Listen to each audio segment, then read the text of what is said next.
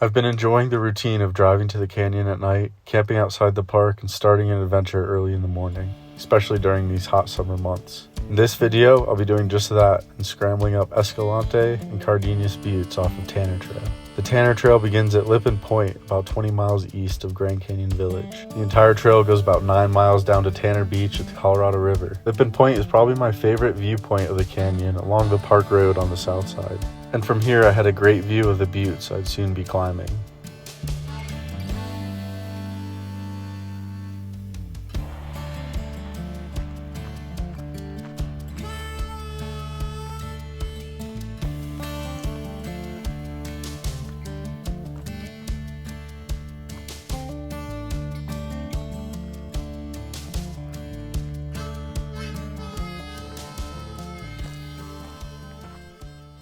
The first 1.5 miles of the trail drops a steep 1,700 feet and is very rocky and practically unmaintained.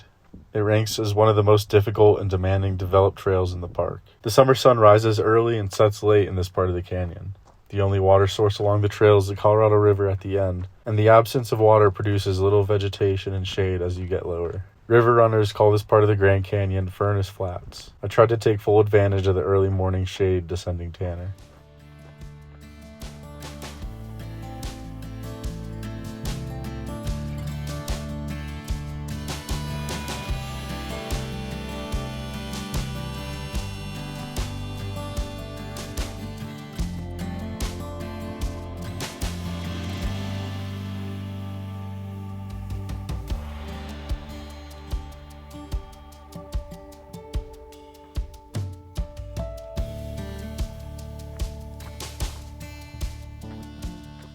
This is only the 4th time I've been on this trail, and I have yet to go past the 4-mile mark descending into Tanner Canyon. That will probably be an upcoming backpacking trip. I'm usually pretty quick hiking downhill, and only wearing a day pack feels light. But with lots of loose rock and steep steps down, the Tanner Trail really forces you to focus on each step.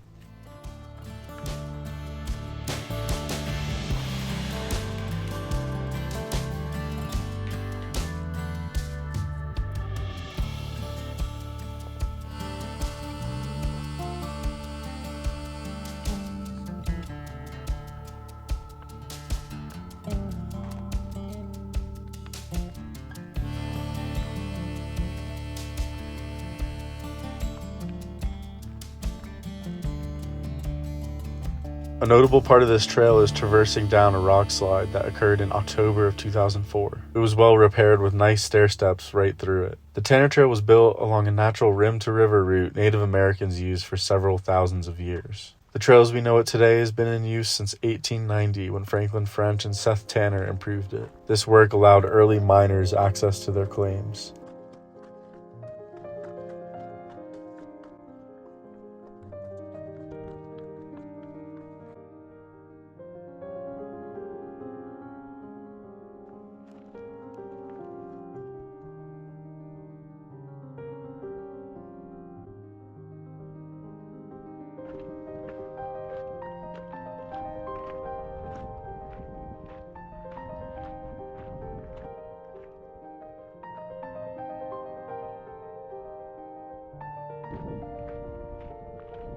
After about 1.3 miles, you'll drop down to a saddle with an awesome westerly view of 75 Mile Creek. There's a flat spot here for a campsite, and from here you'll start the about half-a-mile scramble up Escalante Butte at an elevation of 6,536 feet.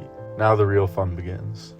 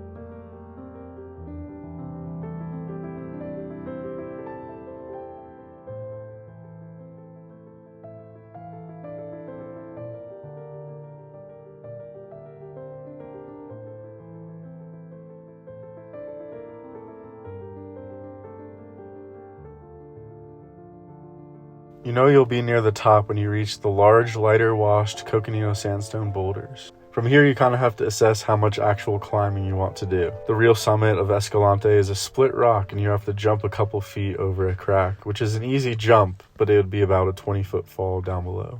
I chose to not make the jump and stay a few feet lower than the cairn on the summit.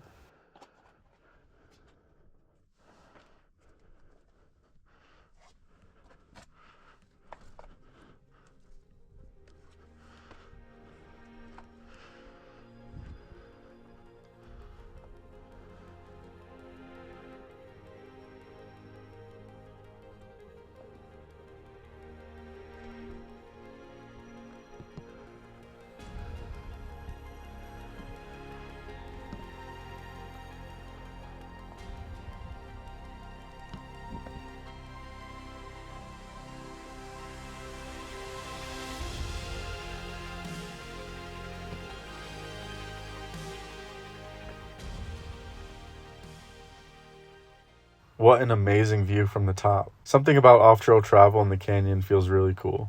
You gotta really earn the views. It was awesome to see the Desert View watchtower up on the rim from a different angle, as well as Comanche Point and the steep palisades towards the confluence of the Little Colorado River. To the west, a glimpse of Horseshoe Mesa and far beyond.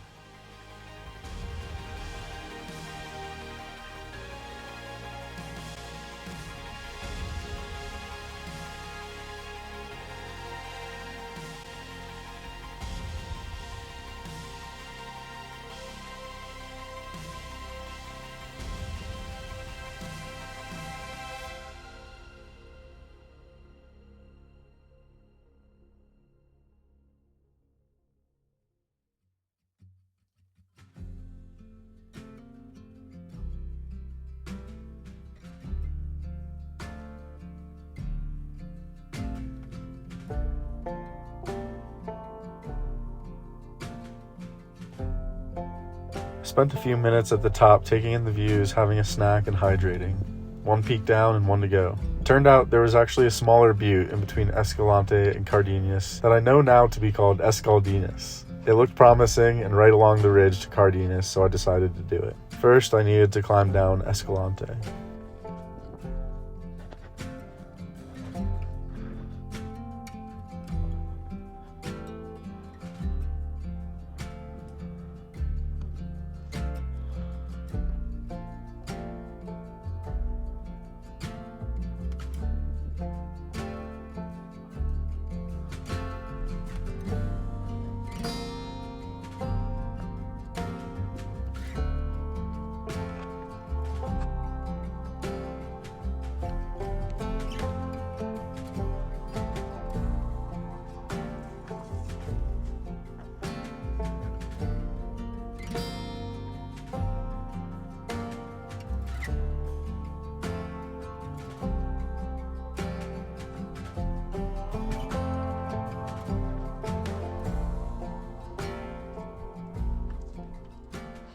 I was finding it a bit more difficult getting momentum hiking downhill while being off trail compared to uphill. I had been in the sun for a bit now and it was starting to heat up, so I felt the need to keep up the pace. I was treated with some more awesome views of Unkar Rapids down below.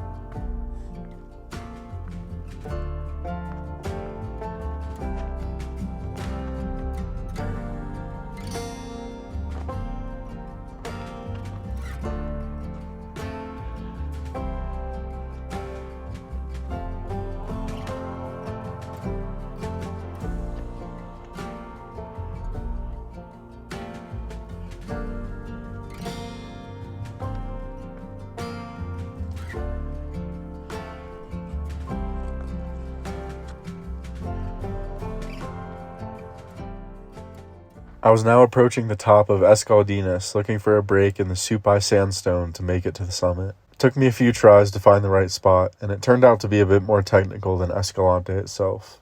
but still fairly a straightforward route. I was also learning to never trust a foot or handhold with the sandstone.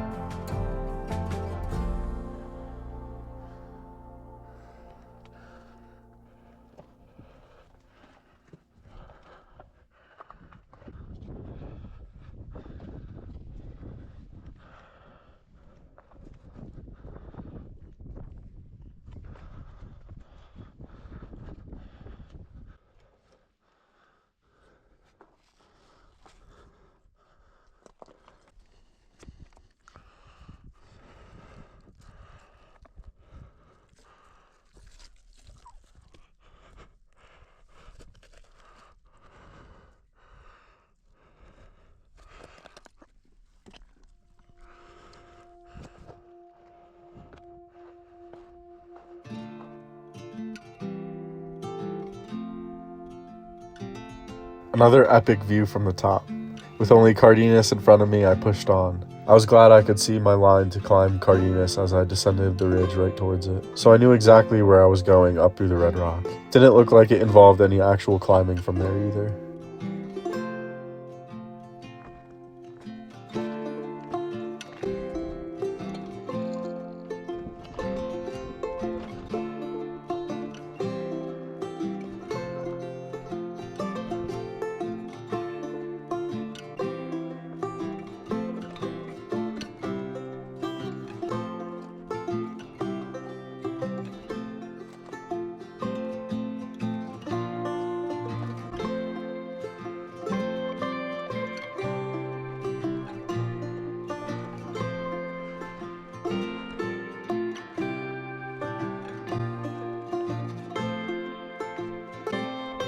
At an elevation of 6,281 feet here at the top of Cardenas, the view here speaks for itself. You can see such a large portion of the Colorado River from here, both downstream to the west and as the canyon turns northeast. Perfect view of Angel's Gate from the side as well. And of course an awesome shot of Vishnu towards the north rim. The list really goes on.